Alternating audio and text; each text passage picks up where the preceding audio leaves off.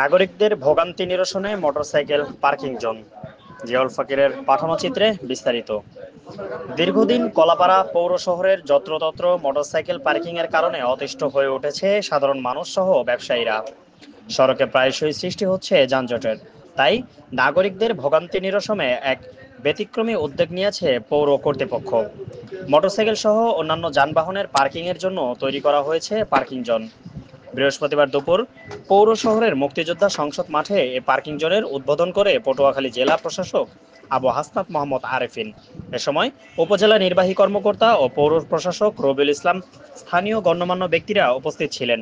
Motorcycle parking জোনটি পরিচালনা করবে কলাপাড়া মুক্তিযোদ্ধা সংসদ ও বাউল সংগঠক।